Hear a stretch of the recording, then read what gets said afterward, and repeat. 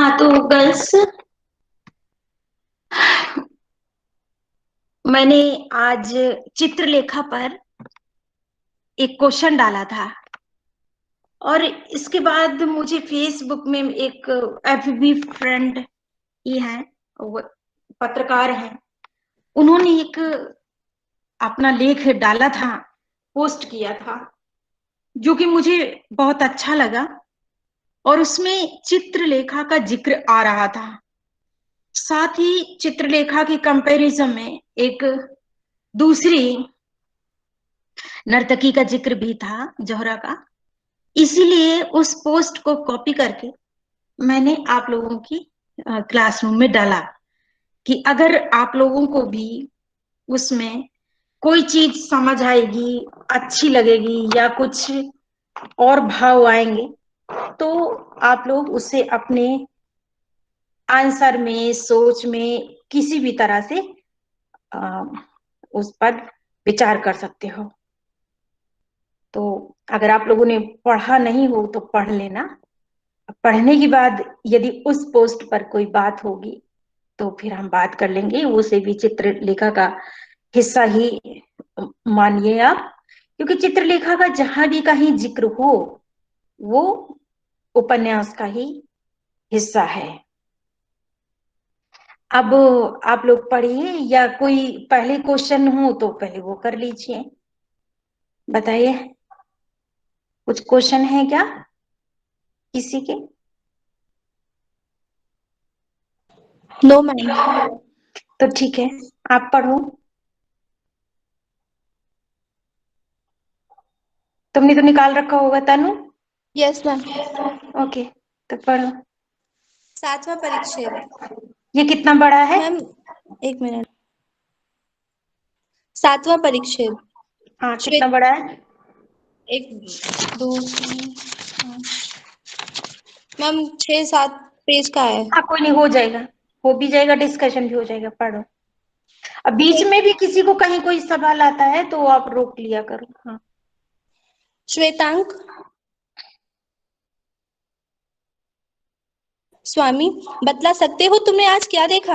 हाँ, आज गिरी को स्वामिनी ने पराजित किया है। मुझे कितना हर्ष है। तुम्हें हर्ष है? बीजगुप्त हंस पड़ा, पर उसकी हंसी रूखी थी। तुम्हें हर्ष है कि चित्रलेखा ने कुमार गिरी को पराजित किया?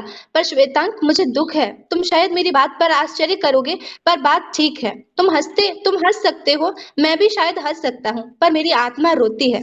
श्वेतांक ने आश्चर्य से पूछा। मैं स्वामी का तात्पर्य नहीं समझ सका। नहीं समझ सके? और तुम समझ भी किस प्रकार सकते हो? तुमने अभी संसार नहीं देखा है, तुम अनुभव से रिक्त हो। जिसे तुम चित्रलेखा की विजय समझे हो, वह उसकी बहुत बड़ी पराजय है। चित्रलेखा और कुमारगिरी कोई भी विजयी नहीं है, दोनों ही पराजित हुए हैं। परिस्थिति का चक्र तेजी के साथ घूम रहा है, उसी के फेरे में ये दोनों प्राणी फंस गए हैं।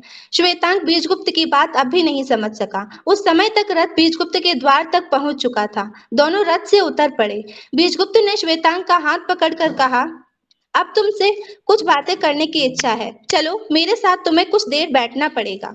श्वेतांक वास्तव में बीजगुप्त की बात नहीं समझ सका था। स्वामी और सेवक दोनों अध्ययन भवन में गए। श्वेतांक को बैठने का आदेश देते हुए बीजगुप्त ने बैठकर कहा, श्वेतांक, जानते हो कि कुमारगिरी की पराजय क्यों हुई? नहीं, इसका रहस्य मुझसे सुनो। तुम चित्रलेखा को उतना नहीं जानते जितना मैं जानता हूँ। चित्रलेखा का व्यक्तित्व बहुत ऊंचा है और प्रभावशाली भी है। कुमारगिरी विद्वान है और योगी है, वासनाओं से उसका वैर है। और चित्रलेखा बुद्धिशील होते हुए भी साधना की विरोधी है। कुमारगिरी और चित्रलेखा दोनों ही अहम भाव से भरे हुए ममत्व के दास हैं और दोनों ही ममत्व की तुष्टि पर विश्वास करते हैं, पर दोनों के साधन भिन्न हैं और विपरीत हैं। एक ने साधना की शरण ली है, दूसरे ने आत्मविश्वास की, पर आज जो कुछ हुआ उससे दोनों ही व्यक्ति अपने अपने साधन से विरत हो गए। निकट भविष्य में ही अपनी अपनी शक्ति खो बैठेंगे। बीजगुप्त की बातों ने श्वेतांग के लिए पहेली का रूप धारण कर लिया था। उसने कहा, स्वामिन, मैं आपकी विचारधारा की थाह नहीं पा सका। बीजगुप्त का स्वर धीमा पड़ गया। इन बातों को अधिक स्पष्ट करने की न तो मुझ में क्षमता है और न मैं इसको उचित ही समझता हूँ। हाँ, यदि तुम ये जानना चाहते हो तो मेरे बताए हुए मार्ग पर चलो। श्वेतांक ने कहा, स्वामी की आज्ञा भर की देर है। बीजगुप्त ने कहा, आज तुम चित्रलेखा को बधाई देने जाओ और उसके मुखांकित भावों का अध्ययन करो। श्वेतांक उसी समय चित्रलेखा के भवन पर पहुंचा। चित्रलेखा के भवन में प्रकाश हो रहा था। बधाई देने के लिए आए हुए सामंत युवकों की भीड़ द्वार को घेरे खड़ी थी। चित्रलेखा की दासियां उनका स्वागत तथा आतिथ्य सत्कार कर रही थी, पर चित्रलेखा न थी। श्वेतांक ने एक दासी से पूछा, स्वामिनी कहाँ है? उसने श्वेतांक को भवन के अंदर ले जाकर एक सुसज्जित कमरे में बिठाया। स्वामिनी अभी नहीं लौटी, आती ही होंगी। श्वेतांक प्रतीक्षा करने लगा। प्रतीक्षा में खड़े हुए निराश सामंतों की भीड़ छटने लगी। एक के बाद एक करके जब सब सामंत चले गए, घंटों बीत गए, पर फिर भी चित्रलेखा न आई। श्वेतांक को आश्चर्य हुआ। इस समय चित्रलेखा कहाँ गई होगी? उसने फिर दासी से पूछा। स्वामिन के कब तक लौटने की संभावना है? उसने उत्तर दिया, मैं कह नहीं सकती। श्वेतांक भी प्रतीक्षा में व्यग्र हो गया। प्रायः आधी रात बीतने पर आ गई थी, पर चित्रलेखा का पता न था। श्वेतांक के मन में कई बार घर लौटने की इच्छा हुई, पर उसके कौतूहल ने उसे ऐसा करने से रोका। उसी समय अर्धरात्रि सूचक घंटा बजा। श्वेतांक उठ खड़ा हुआ। दासी से उसने कहा, स्वामिनी जब आए तो कह देना कि मैं बधाई देने आया था। इतना कहकर वह भवन से बाहर निकला। उसी समय चित्रलेखा का रथ उसे आता हुआ दिखाई पड़ा। श्वेतांक रुक गया। श्वेतांक ने रथ से चित्रलेखा को उतारा। चित्रलेखा श्वेतांक को देखकर मुस्कुराई। कहो श्वेतांक, इतनी रात्रि तक तुमने जागने का कष्ट क्यों उठाया? स्वामिनी को बधाई देने के लिए। श्वेतांक हंस पड़ा। चित्रलेखा का हाथ पकड़कर श्वेतांक उसे उसके श्रृंगार गृह में ले गया। चित्रलेखा ने कहा, श्वेतांक, तुम मेरे अतिथि भवन में बैठकर प्रतीक्षा करो, मैं अभी आती हूँ। वस्त्र बदलकर चित्रलेखा अतिथि गृह में आई। उस समय वह केवल एक श्वेत धोती पहने हुए थी। हाँ श्वेतांक, तुम मुझे बधाई देने आए हो? क्यों? किस बात पर? स्वामिनी की विजय पर। मेरी विजय पर? चित्रलेखा का मुख जो कुछ क्षण पहले उल्लास से चमक रहा था, बिल्कुल पीला पड़ गया था। यौवन की उमंग में छिपी हुई यह विषाद की झलक श्वेतांक ने प्रथम बार देखी थी। वह उसका अर्थ नहीं समझ सका। सुंदर मुख का प्रत्येक भाव परिवर्तन सुंदर होता है। विषाद का पीलापन लिए हुए वह वेश भी श्वेतांक को बड़ा मोहक लगा, और विशेषतः इसलिए कि उसके पीले मुख पर सहस्त्रों दीपों शिखाओं का प्रकाश पड़ रहा था। मेरी विजय पर? श्वेतांक, मैं बधाई की पात्री नहीं हूँ। वह मेरी विजय नहीं थी, वह मेरी एक बहुत बड़ी पराजय थी। चित्रलेखा ने भी वही बात कही जो बीजगुप्त ने कही थी, और दोनों ने ये बात गंभीरता पूर्वक कही थी। श्वेतांक को आश्चर्य हुआ। चित्रलेखा ने श्वेतांक के मुखांकित भाव पढ़ लिए। तुम्हें मेरी बातों पर आश्चर्य होता होगा, पर आश्चर्य न करने का कोई कारण नहीं है। जानते हो मैं अभी कहाँ गई थी? ये प्रश्न मैं भी पूछना चाहता था, पर साहस नहीं पड़ा। तो सुनो, मैं अभी आ रही हूँ कुमारगिरी की कुटी से। कुमारगिरी को अपमानित और लांछित करने का न मुझ में कोई कारण था और न मुझको कोई अधिकार ही था। मेरा क्षेत्र दूसरा है। विद्वानों के क्षेत्र में पदार्पण करना मेरे लिए अनुचित था। मैंने जो कुछ किया वह बुरा किया। इस समय मैं उससे क्षमा प्रार्थना करने गई थी। श्वेतांक अब सन्न रह गया। चित्रलेखा का ये कैसा भाव परिवर्तन था, ये वह न समझ सका। उसने पूछा, पर जो ठीक है उसको बतला देना प्रत्येक मनुष्य को उचित है, और जो मनुष्य धोखा देकर मनुष्य को भ्रम में डाल रहा हो, उस मनुष्य की वास्तविकता पर प्रकाश डालना कर्तव्य है। देवी, तुमने जो कुछ किया वह ठीक किया। इसी बात का तो मुझे दुख है। मैंने जो कुछ किया उसे सारा संसार ठीक समझता है, पर मैं ठीक नहीं समझती। कुमारगिरी योगी है और उसमें शक्ति है। उसका सत्य और ईश्वर ये दोनों ही उसकी कल्पना जनित थे, पर साथ ही मनुष्य में इतनी उत्कृष्ट कल्पना का होना भी असंभव है। इस कल्पना का स्रोत कहाँ है, यही प्रश्न है। कुमारगिरी में सृजन की शक्ति है। मैंने जो कुछ किया वह विनाश का काम था। व्यक्तित्व की उत्कृष्टता किसी भी बात को काटने में नहीं होती, उसे सिद्ध करने में होती है। बिगाड़ने में नहीं होती, बनाने में होती है। पर यदि मनुष्य ऐसी इमारत बनाता है जो उसमें रहने वाले व्यक्तियों को हानिकारक है, तो उसे नष्ट कर देना क्या उचित नहीं है? चित्रलेखा हंस पड़ी। तर्क से कोई लाभ नहीं। मैं इतना अनुभव कर रही हूँ कि मैंने बुरा किया, पर जो कुछ कर दिया वह कर दिया, उसका परिणाम भुगतना ही पड़ेगा। परिणाम? श्वेतांक के लिए एकदम दूसरी समस्या थी। कैसा परिणाम देवी? ये तुम्हें निकट भविष्य में मालूम हो जाएगा। चित्रलेखा ने दासी को पुकारा। अभी मैंने भोजन नहीं किया है, और श्वेतांक संभवतः तुमने भी भोजन नहीं किया है। चित्रलेखा ने दासी को 2 थालों में भोजन लाने की आज्ञा दी। दासी चली गई। चित्रलेखा ने मदिरा की सुराही निकाली। स्वयं पीकर उसने श्वेतांक को भी मदिरा दी। श्वेतांक उस समय तक मदिरा पीने का अभ्यस्त हो गया था। उसने भी पात्र खाली कर दिया। चित्रलेखा ने श्वेतांक से कहना प्रारंभ किया, श्वेतांक, मेरा तुम पर स्नेह है, और उस व्यक्ति से कोई बात न छिपानी चाहिए जिससे स्नेह हो। श्वेतांग चित्रलेखा के इस कथन पर न्यौछावर हो गया। श्वेतांक वास्तव में चित्रलेखा को स्वामिनी की भांति मानता था। यद्यपि चित्रलेखा का उसके साथ बर्ताव सदा ममतापूर्ण सा था। उसने कहा, देवी, मैं विश्वास दिलाता हूँ कि मैं किसी अंश में सहानुभूति में कम नहीं हूँ। चित्रलेखा ने श्वेतांक का हाथ पकड़कर कहा, श्वेतांक, तुम मेरे भेद किसी पर प्रकट न करोगे। मैं शपथ खाकर प्रतिज्ञा करता हूँ। और मेरी सहायता करोगे? मैं शपथ खाकर प्रतिज्ञा करता हूँ। चित्रलेखा ने श्वेतांक का हाथ छोड़ दिया। सुनो, मेरी आज की विजय वास्तव में मेरी विजय न थी, वरन मेरी पराजय थी। कुमारगिरी ने मेरे जीवन को बुरी तरह प्रभावित कर दिया है। श्वेतांग को उस भयानक सत्य का आभास हुआ जिसकी ओर बीजगुप्त ने संकेत किया था। अपने अविश्वास को दूर करने के लिए उसने पूछा, किस प्रकार?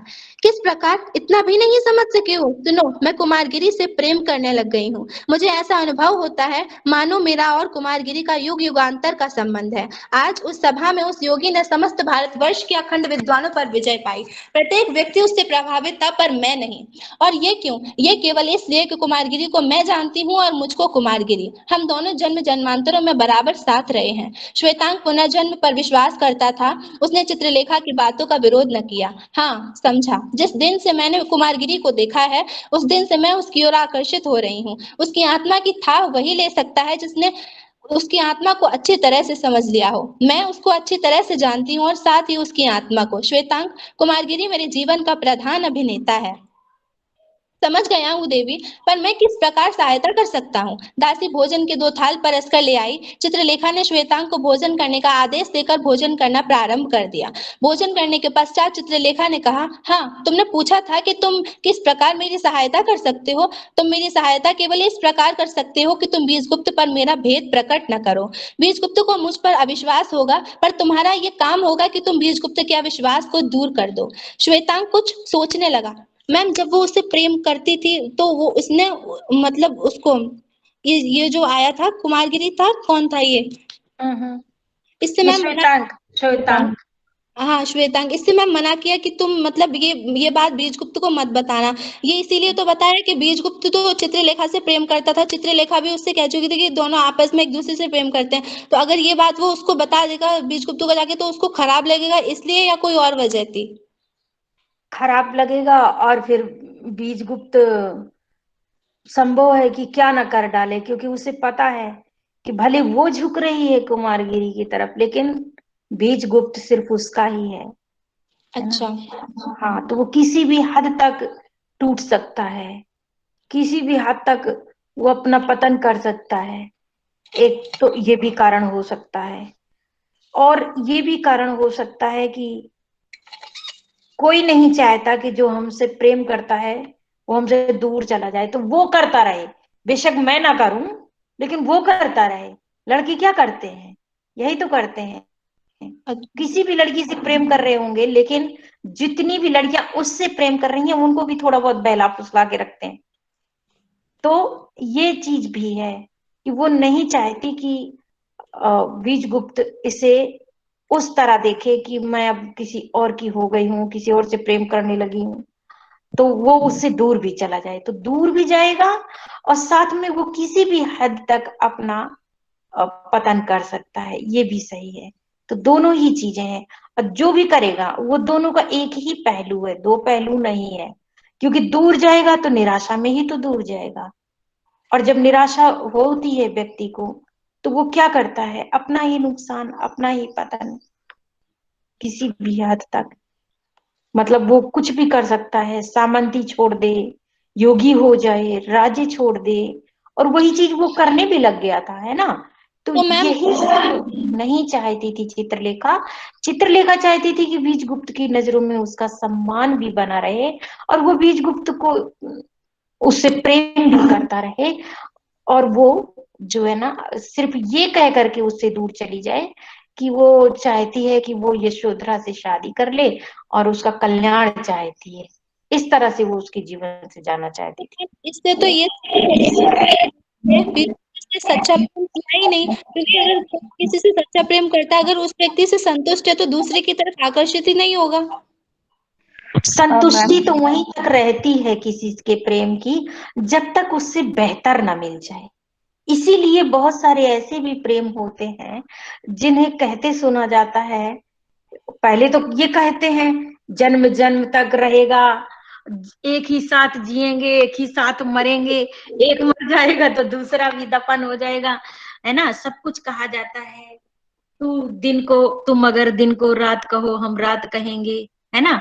सब कुछ होता है, लेकिन जब उससे बढ़ के कोई मिलता है, तब फिर ये कहा जाता है कि मुझे पता ही नहीं था प्रेम क्या है, मैं वो तो गलतफहमी में था, जो कुछ था वो मुझे समझ ही नहीं थी, मुझे समझने में भूल हो गई, मुझे सोचने में भूल हो गई, उस समय मैं इतनी समझदार नहीं थी। मतलब मुझे अभी ध्यान भी नहीं आ रहा कि और क्या क्या कहा जा सकता है और क्या क्या कहा जाता है। तो फिर ये चीज कही जाती है। कई बार तो ये भी कहा जाता है कि उस समय हम बचपन था, हमारा बचपना था, उम्र नहीं थी, जो मर्जी। बहाने तो बहाने बनाते हैं आप। बहाने नहीं, यही सच है। बहाने नहीं है, यही सच है। सच ये है कि जब तक हम कहते हैं कि हम तुम ही से प्रेम करते हैं, जब तक तुमसे बेहतर कोई सामने नहीं है, अगर उससे बेहतर सामने आता है तो फिर बाकी तो बंधन होता है समाज का, कि अगर मैंने इसको छोड़ दिया तो दुनिया क्या कहेगी, फलाना क्या कहेगा, वो क्या कहेगा, मम्मी पापा क्या कहेंगे, टीचर क्या कहेंगे, या समाज क्या कहेगा, है ना। फिर क्या कहेगा के कारण बंधे रहते हैं। प्रेम वहीं तक होता है जहां तक उससे बेहतर, उससे अधिक आकर्षित कर लेने की क्षमता वाला कोई दूसरा व्यक्ति नहीं होता। और यही कारण है कि कई बार एक तो धुतकार रहा होता है और दूसरा एक पीछे पड़ जाता है कि नहीं नहीं नहीं, नहीं मैं तो तुम्हारे बिना मर जाऊंगी, और दूसरा कह रहा है बे तू मेरे बिना क्यों मर जाएगी, मुझे तेरी जरूरत नहीं है, तू अपना दूसरा देख। लेकिन वो नहीं, मुझे तो तुम्हारे बिना कोई अच्छा ही नहीं लगता, मुझे तुम्हारे से बिना तो कोई चाहिए ही नहीं। वो इसलिए नहीं चाहिए कि जो उसके प्रेजेंटेशन में, उसकी उपस्थिति में जो सुकून, जो खुशी मिलती है, दूसरा दे नहीं पा रहा है। और सबसे बड़ी बात, दे क्या नहीं पा रहा, खींच नहीं पा रहा है, आकर्षित नहीं कर पा रहा है। स्त्री और पुरुष को क्या बांधता है? उसका हाव भाव, उसका रहन सहन, उसका बोलना, उसका उठना, उसका बैठना, उसका बुलाना, उसका बताना, उसका जो, उसकी जितनी भी क्रियाकलाप है या उसका रूप रंग है, वो बांधता है, वो खींचता है, वो आकर्षित करता है। जैसे लोहा और चुंबक एक दूसरे को खींचते हैं, जैसे चुंबक लोहे को खींच लेता है, ऐसे एक आकर्षण होता है जो दूसरे को खींचता है। तो जब किसी का आकर्षण किसी को खींचता है तो फिर वो दूसरे के पास नहीं जा पाता, और अगर उससे बेहतर दूसरा आकर्षण आता है और वो खींच लेता है, प्रभावित कर लेता है, तो उसे छोड़ा जा सकता है, और बल्कि छोड़ भी दिया जाता है।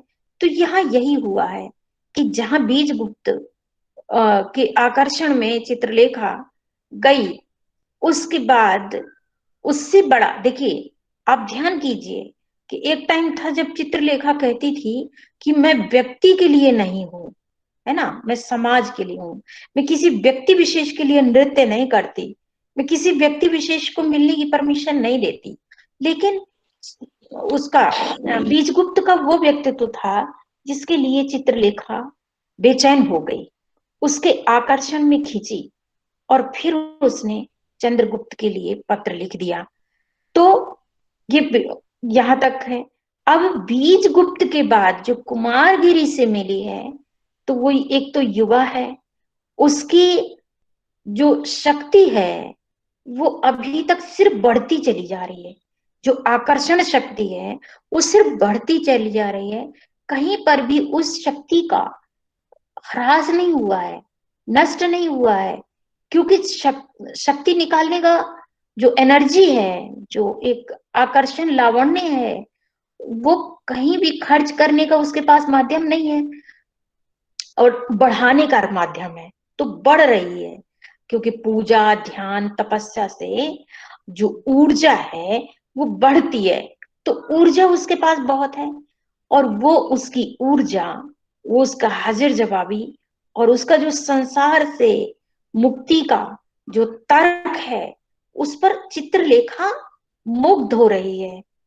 मतलब सिर्फ तर्क से ही नहीं, बोलने में, आत्मविश्वास में, उसके शरीर की बनावट में, हर चीज में वो आकर्षित हो रही है। और उसके आकर्षण के सामने चंद्रगुप्त का आकर्षण कम पड़ रहा है, फीका पड़ रहा है। पर आकर्षण अपनी जगह है, प्रेम अपनी जगह है। तो मैम ये वो सॉरी, चंद्रगुप्त कह देती हूँ ना, बीजगुप्त को भूल जाती हूँ अभी बोलने के फ्लो में, मुझे याद ही नहीं रहा और मैंने चंद्रगुप्त कह दिया। बीजगुप्त, तुम समझ जाओ। बीजगुप्त ही बोलना चाहती थी मैं, लेकिन पता नहीं कैसे चंद्रगुप्त दिमाग में आ गया। तो चंद्रगुप्त तो राजा है, ये सामंत की बात है बीजगुप्त की। तो ये जानती है चित्रलेखा कि प्रेम कुमारगिरी उससे नहीं करता, कुमारगिरी का आकर्षण है जो चित्रलेखा को खींच रहा है, लेकिन प्रेम तो बीजगुप्त ही करता है। तो प्रेम को इतनी बेदर्दी से तो नहीं तोड़ा जा सकता उस दर्द के कारण। और साथ ही जहां वो ये कहा गया है कि ए नर्तकी, तुम क्यों उसकी जिंदगी को बर्बाद कर रही हो, क्यों नहीं उसे तुम सृष्टि में योगदान देने देती, अपना कर्तव्य का पालन करने देती। तो उसके पास एक बहाना भी तो है बीजगुप्त को बताने के लिए, कहने के लिए कि तुम अपने कर्तव्यों को पूरा करो, तुम संसार निर्माण करो, तुम शादी करो, पत्नी हो तुम्हारी, तुम आगे अपना वंश बढ़ाओ, और मैं तुमसे प्रेम करती हूँ इसलिए मैं तुम्हारी दुनिया से जा रही हूँ। अगर कोई सम्मान पूर्वक किसी की जिंदगी से जा सकता है तो क्या जरूरी है कि उसका भी अपमान करे और अपना भी अपमान करे और फिर उसकी जिंदगी से जाए, है ना।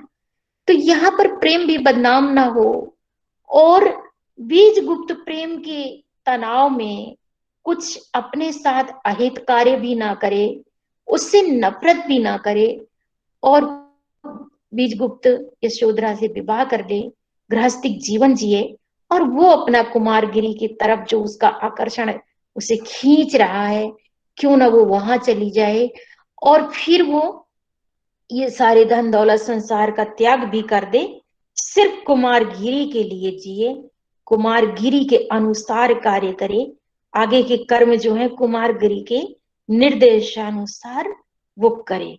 वो ये चाहती ठीक है। है मैम। और कोई नो क्वेश्चन? मैम।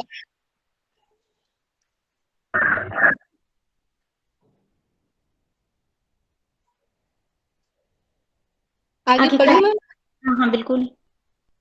श्वेतांग कुछ सोचने लगा। चित्रलेखा ने उससे जो कुछ कहा था उसको करना श्वेतांग के लिए कठिन था। बीजगुप्त उसका स्वामी था, बीजगुप्त को धोखा देना स्वामी के साथ विश्वासघात करना था, पर साथ ही चित्रलेखा भी उसकी स्वामिनी थी और साथ साथ चित्रलेखा ने श्वेतांग के मुखांकित भाव पढ़ लिए। उसने मदिरा का पात्र फिर भरकर श्वेतांग के होठों से लगा दिया। उस समय चित्रलेखा मुस्कुरा रही थी। श्वेतांग ने पात्र खाली कर दिया। उसी प्रकार मुस्कुराते हुए चित्रलेखा ने पूछा, बोलो, क्या तुम मेरी ये प्रार्थना स्वीकार करोगे? श्वेतांक मौन ही रहा। हाँ और नहीं, उसके मुख से कुछ भी न निकला। चित्रलेखा की मुस्कुराहट लोप हो गई। क्रोध की हल्की सी लाल रेखा उसके पराग से रंजित कपोलों पर दौड़ गई। उसके कोमल हाथ आवेश में थिरक उठे। उसने श्वेतांक का हाथ पकड़ लिया। श्वेतांक, मैं तुम्हें आज्ञा देती हूँ कि जो कुछ मैंने कहा है तुम्हें करना पड़ेगा। श्वेतांग चित्रलेखा के इस क्रोध के सामने झुक गया। उसने धीरे से कहा, जो आज्ञा स्वीकार है। तुम्हें शपथ लेनी पड़ेगी। चित्रलेखा कुछ रुकी। नहीं, तुम्हें शपथ लेने की कोई आवश्यकता नहीं। तुमने अपना वचन मुझको दिया है और अपने वचनों की पवित्रता पर तुम्हें ध्यान रहेगा, इतना मुझे विश्वास है। इतना कहकर चित्रलेखा ने श्वेतांग के होठों से मदिरा का तीसरा प्याला प्याला लगा दिया। श्वेतांग के नेत्र बंद थे। उसने अपूर्व सुख का अनुभव किया। मदिरा पीकर उसने कहा, देवी, मैंने सदा तुम्हारी पूजा की है। मेरे जीवन का तुम्हारे जीवन से गहरा संबंध है। तुम मेरी स्वामिनी हो और मैं तुम्हारा दास हूँ। तुम्हारा प्रत्येक वाक्य मेरे लिए वेद वाक्य है, इतना विश्वास रखना। और अपने वचनों की पवित्रता के विषय में मैं केवल इतना ही कह सकता हूँ कि मैं नीच नहीं हूँ। श्वेतांग उठ खड़ा हुआ। चित्रलेखा ने कहा, क्या आज मुझे श्वेतांग को पहुंचाने का प्रबंध करना पड़ेगा? नहीं। श्वेतांग के नशे में कंपन न था, आत्मविस्मृति न थी। अभी होश में हूँ और होश में ही रहूंगा, इतना कहकर श्वेतांग वहां से चल दिया। जिस समय श्वेतांग भवन में लौटा उसने बीजगुप्त के अध्ययन भवन में प्रकाश देखा। परिचारिका ने उससे कहा, स्वामी तुम्हारी प्रतीक्षा कर रहे हैं। श्वेतांक ने अध्ययन गृह में प्रवेश किया। बीजगुप्त उस समय बैठा हुआ कुछ सोच रहा था। आज तक श्वेतांक ने बीजगुप्त को चिंतित न देखा था। बीजगुप्त के सामने मदिरा का रिक्त पात्र था और चिंता का अथाह सागर था। कल्पना के उद्यान में भय के तप्त वायु का झोंका था। सुख के साम्राज्य में दुख की क्रांति थी। श्वेतांक को देखकर बीजगुप्त मानो निद्रा में चौंक उठा। तुम आ गए, पर बहुत देर लग गई। श्वेतांक बैठ गया। सुराही से उड़ेल कर उसने शीतल जल से पात्र भरकर एक घूंट में खाली कर दिया। कुछ देर तक उत्तर की प्रतीक्षा करने के बाद बीजगुप्त ने फिर कहा, श्वेतांक तुम मेरे प्रश्न का उत्तर नहीं दे रहे हो, क्या कारण है? हाँ स्वामी, स्वामिनी की प्रतीक्षा में मुझे इतनी देर लग गई। चित्रलेखा की प्रतीक्षा में? बीजगुप्त संभल कर बैठ गया। क्या कहा? जिस समय तुम चित्रलेखा के भवन पर पहुंचे उस समय वह वहां नहीं थी। श्वेतांक झिझका। उसे अपनी प्रतिज्ञा और शपथ का स्मरण हो आया। स्वामी का अनुमान ठीक है, चित्रलेखा अपने भवन में न थी। बीजगुप्त ने श्वेतांक के वाक्यों में हिचकिचाहट देखी। उसने फिर पूछा, तुम्हें शायद उसने ये बताया होगा कि वह कहाँ गई थी? श्वेतांक के हृदय में तर्क वितर्क उठ खड़े हुए, पर निर्णय पर पहुंचने के लिए उसके पास यथेष्ट समय न था। उसने बिना किसी हिचकिचाहट के उत्तर दिया, स्वामिनी ने तो कुछ नहीं कहा, पर ऐसा प्रतीत होता है कि वे मंत्री चाणक्य के यहाँ आमंत्रित थी। मैम उसने झूठ बोल दिया यहाँ पे। क्या करे, वहां पर वचन दे के आया है ना। बीजगुप्त के हृदय से एक भार सा हट गया। उसके हृदय में न जाने कैसे ये धारणा उत्पन्न हो गई थी कि चित्रलेखा संभवतः कुमारगिरी के यहाँ गई थी। श्वेतांक के इस उत्तर से उसका भय दूर हो गया। उसने श्वेतांक से फिर पूछा, हाँ अब बताओ, तुमने चित्रलेखा को बधाई दी? हाँ, श्वेतांक ने धीरे से कहा, पर चित्रलेखा ने मुझसे ये कहा कि वह बधाई के पात्र नहीं है। अपनी विजय पर उसे गर्व न था, उसे उस पर सुख भी न था। मुझे इस पर आश्चर्य हुआ। चित्रलेखा को अपनी विजय पर दुख था। बीजगुप्त मुस्कुराया, पर उसकी उस मुस्कुराहट में करुणा का अथाह सागर छिपा हुआ था। मैंने तुमसे क्या कहा था? चित्रलेखा का अपनी विजय स्वीकार न करना ही इस बात का द्योतक है कि चित्रलेखा की पराजय हुई। स्वामी के अर्थ को कुछ कुछ समझ सका हूँ। कुछ कुछ समझने के कोई अर्थ नहीं होते। यदि तुम समझ सकते हो तो पूर्णतः, नहीं तो बिल्कुल ही नहीं। बीजगुप्त उठ खड़ा हुआ। श्वेतांक, ये याद रखना कि मनुष्य स्वतंत्र विचार वाला प्राणी होते हुए भी परिस्थितियों का दास है, और ये परिस्थिति चक्र क्या है? पूर्व जन्म के कर्मों के फल का विधान है। मनुष्य की विजय वही संभव है जहां वह परिस्थितियों के चक्र में पड़कर उसी के साथ चक्कर न खाए, वरन अपने कर्तव्य का विचार रखते हुए उस पर विजय पावे। चित्रलेखा के परिस्थितियों के चक्र में पड़ गई है। कुमारगिरी का उसके जीवन में आना उसके लिए घातक है, और उसका कुमारगिरी के जीवन में आना कुमारगिरी के लिए घातक है। दुर्भाग्यवश दोनों ही एक दूसरे के जीवन में बिना जाने हुए अपनी अपनी साधनाओं को भ्रष्ट करने के लिए आ गए हैं। भगवान ही उनकी सहायता कर सकता है।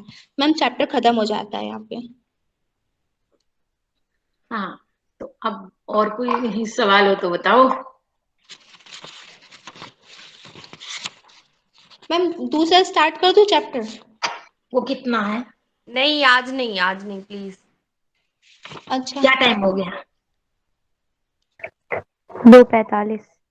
अच्छा हाँ, फिर तो ठीक ही है कि ना ही करो। अच्छा गर्ल्स, जो लोग वहां पर देखते हो, जब यूट्यूब अगर देखते हो तो वहां पर जो डले हुए वीडियो अगर देखते हो तो, और उस समय कुछ तुम्हारे मन में सवाल आता है तो वो नोट भी कर लिया करो, और साथ में वहां कमेंट भी करो। मैं देखूंगी कि वहां मैं रिप्लाई कर सकती हूँ क्या। अगर कर सकती होंगी तो करूंगी, नहीं तो कम से कम कमेंट मुझे ये तो रहेगा कि तुमने किया है, तो उसे यहाँ डिस्कस करूंगी। मैम जब चित्रलेखा ने उसको अपनी वो प्रॉमिस दी कि तुम ये बात किसी को मत बताना, तो और फिर उसने मतलब वो शराब पी ली थी, वो नशे में हो गया था, तो वैसे नॉर्मली क्या को उसके महल में या जहाँ पे वो रहता था वहां पहुंचाती थी क्या? जो वो ये बोल रही थी कि आज मुझे श्वेतांग को पहुंचाने का प्रबंध करना पड़ेगा। नहीं नहीं, पहुंचाती नहीं थी, लेकिन वो नशा काफी करा दिया था, इसलिए कह रही थी कि शायद मुझे पहुंचाने का प्रबंध करना पड़ेगा। वो बीज गुप्त के महल पे आएगा ना वो वापिस उसके तो यहाँ मैम से। वैसे तो नॉर्मली इंसान को शराब क्या? वैसे इंसान को शराब वराब पी के नशा हो जाता है, तो और लेकिन फिर यहाँ पे वो ये बोल रहा है कि यहाँ पे लिखा है कि श्वेतांग के नशे में कंपन न था, आत्मविस्मृति न थी, तो मतलब उसको नशे का असर नहीं हुआ था कि उसके बाद उसको प्रभावशाली लगी थी? असर हुआ था, पर इतना नहीं हुआ था कि वो उसकी जवान लड़खड़ा रही हो, उसके हाथ पैर लड़खड़ा रहे हों, और ऐसा लगे कि वो रथ नहीं चला पाएगा, नहीं संभाल पाएगा। ऐसी अच्छा, स्थिति नहीं हुई थी। तो इसलिए उसने कहा कि नहीं, वो ठीक है, वो चला जाएगा। क्योंकि चित्रलेखा को ऐसा लगा कि शायद कुछ ज्यादा ही पिला दी है, तो करना चाहिए प्रबंध। उसने मना कर दिया कि नहीं कर लूंगा। जैसे मान लो तुम्हारे यहाँ कोई बाइक में आए और लगे कि तबीयत ठीक नहीं है, या उसी तरह का माहौल हो, तो लगे नशे में है, तो ये हो कि बाइक से मत जाओ, हम आज तुम्हें गाड़ी से छोड़ देते हैं, या बाइक में कोई और चल ड्राइव करके छोड़े, तो वो बोले कि नहीं नहीं मैं ठीक हूँ बिल्कुल, मैं कर लूंगा, और उसके चलने से बोलने से ये विश्वास भी हो जाए कि जो वो कह रहा है तो ठीक है। तो उसी तरह की बात है यहाँ पर भी। और ये भी ध्यान रखिए आप कि यहाँ जिन आकर्षणों की मैंने बात की है, यहाँ आकर्षण भी दो तरह के होते हैं। आत्मा का आकर्षण होता है और एक शरीर का आकर्षण होता है। जो आत्मा नहीं बल्कि हृदय कहूंगी, तो जो हृदय का आकर्षण होता है वो हमेशा प्रेम की तरफ खींचता है, लेकिन जो शरीर का आकर्षण होता है उसकी तरफ मस्तिष्क खींचता है, या यूं कहें कि शरीर खींचता है।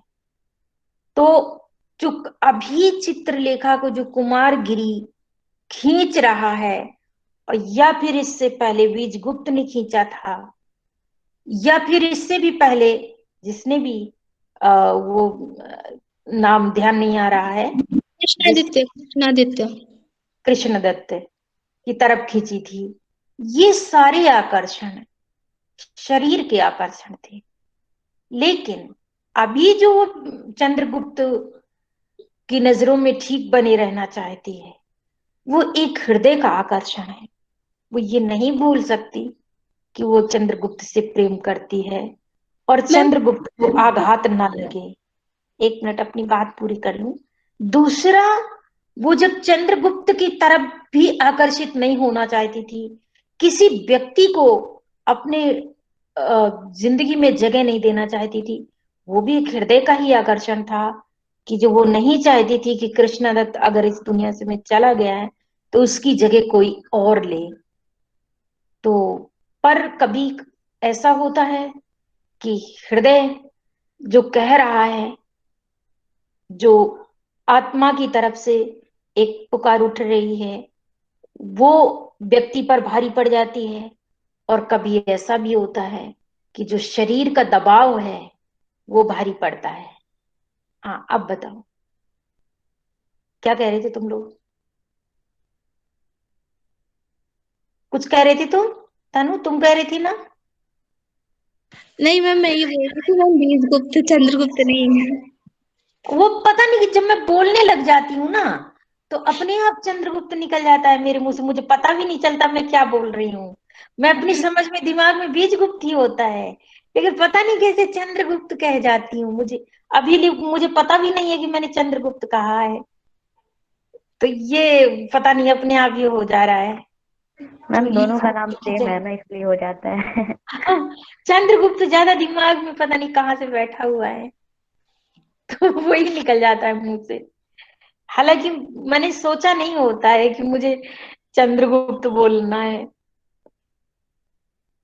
तो और किसी का कोई क्वेश्चन हो तो ठीक है, नहीं तो फिर तो आप लोगों की अटेंडेंस ले लूंगी।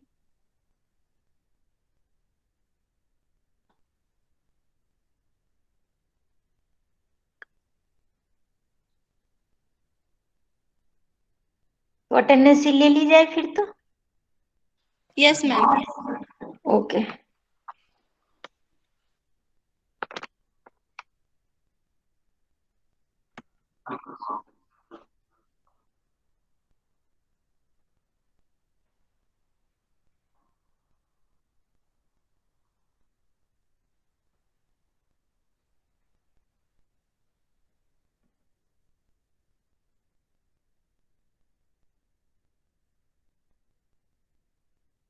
आज तो बहुत ही कम लड़कियां हैं, क्या बोलूं किसी की अटेंडेंस में। सबकी बोलने से फायदे क्या है?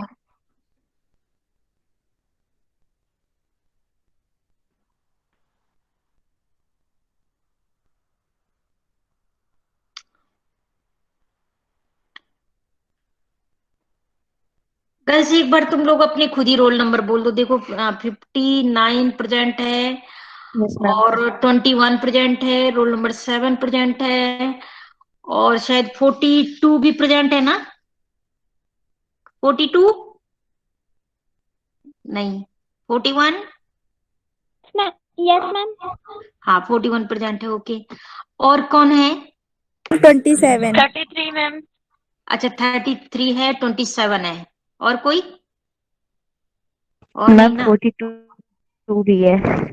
क्या कह रहे हो?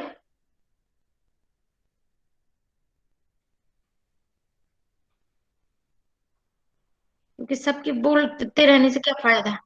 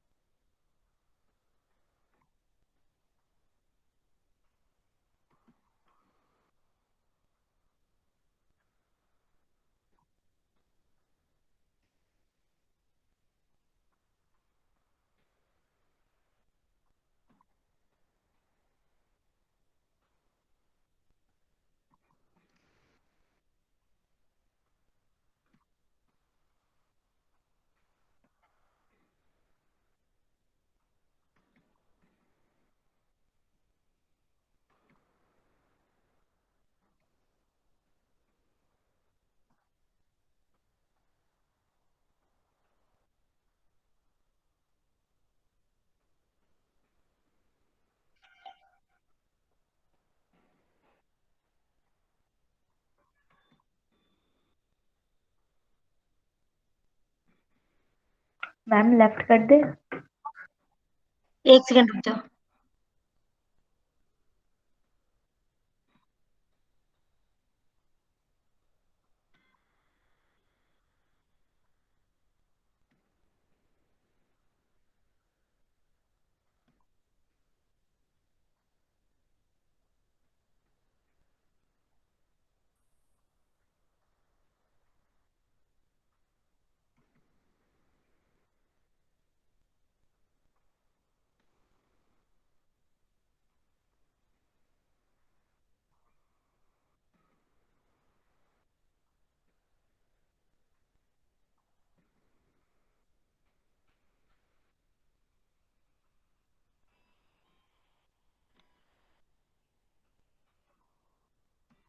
देखो मैं बोल रही हूँ, जिसकी जिसकी मैंने लगा दी है, कोई छूट रहा हो तो बता देना।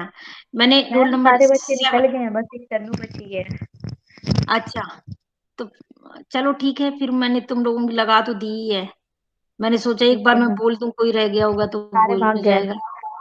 मैम। चलो ठीक है, तुम भी जाओ फिर। Okay bye ma'am. बाय, फिर मिलते हैं फ्राइडे को। Okay ma'am.